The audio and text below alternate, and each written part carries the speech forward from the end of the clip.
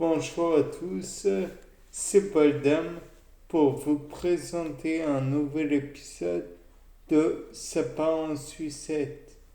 Là, aujourd'hui, je me suis posé la question, y a-t-il un impact sur le comportement du lapin nain quand il écoute de la musique?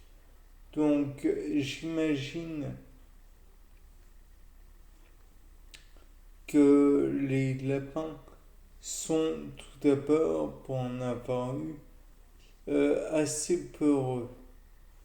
Donc, euh, J'imagine très bien qu'ils aient peur face à des sons brutaux et gutturaux ou comme de la batterie ou de la guitare électrique.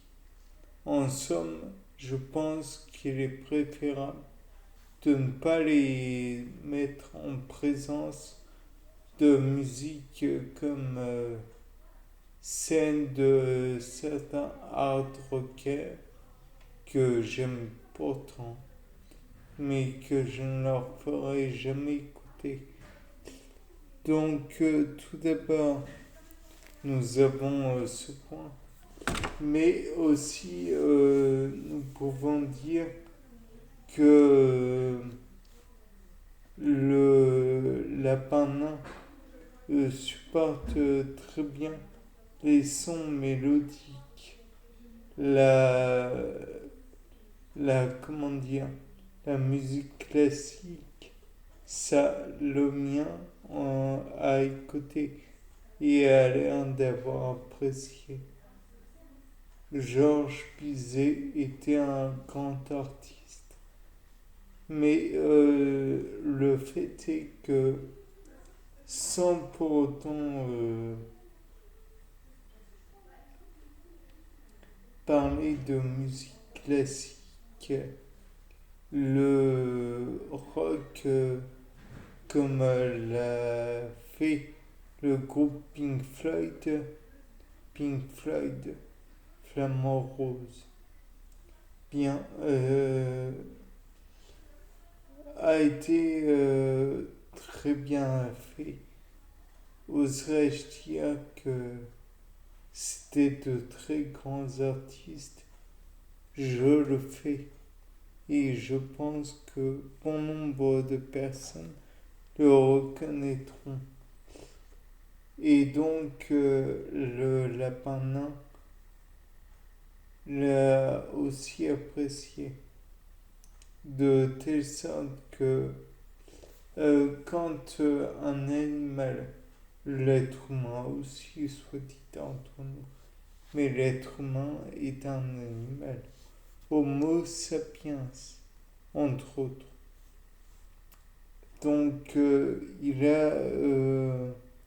Quand il a peur, il a tout d'abord les caractéristiques suivantes, à savoir des pupilles dilatées, les oreilles relevées, le poil hérissé, les muscles contractés, prêts à s'enfuir au moindre danger.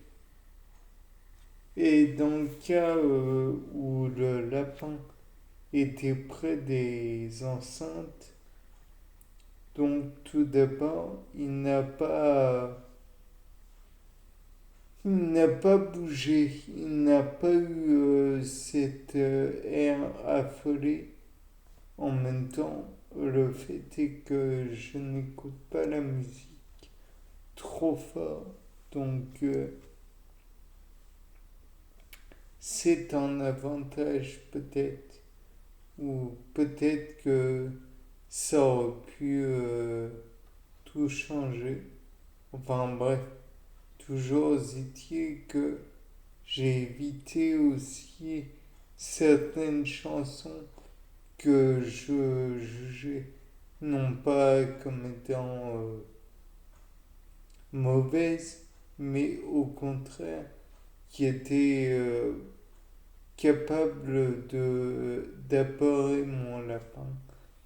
Et donc j'ai évité par exemple la chanson comment I Hops et d'autres du genre car j'imagine que certains sons auraient pu le mettre mal à l'aise. En revanche, il y a certaines parties de la chanson Learning to Fly, toujours de Pink Floyd, que je lui ai fait écouter. Quand je dis que je lui ai fait écouter, je n'ai pas branché les oreillettes et je ne lui ai pas mis dans les oreilles directement, car ça aurait pu lui faire mal. Et donc, le but n'est pas de le blesser, n'était pas de le blesser. J'ai juste mis la musique par les enceintes et un volume que je jugeais pas trop fort. Parce que là aussi, ça aurait pu le mettre dans un état d'effroi et donc il aurait pu agir de façon euh, non prévisible. Et donc le fait est que il est resté calme devant l'enceinte et il a même reniflé, il s'est approché de la dite enceinte, mais il n'a certainement pas fui celle-ci. Le fait est que il avait l'air plutôt interrogateur face à cet objet puisqu'il a reniflé.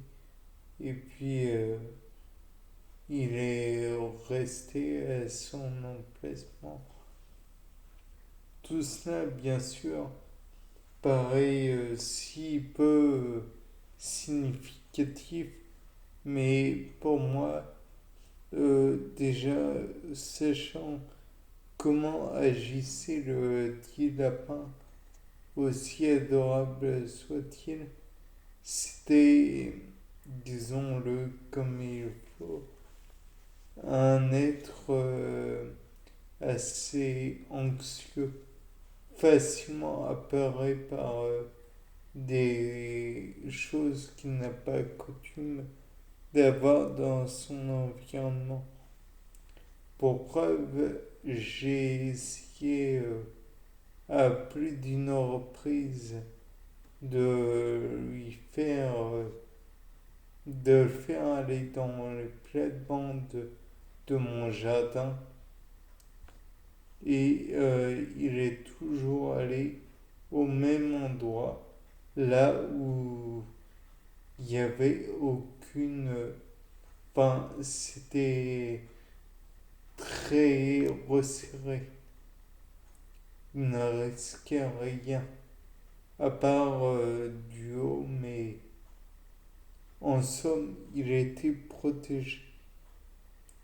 Tandis que quand il était à découvert, il courait vite vers les plates-bandes pour être sûr de ne pas être vu, peut-être.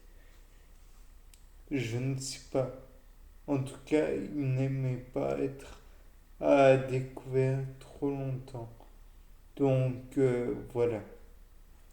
Bien, c'était Paul Dame. Au revoir.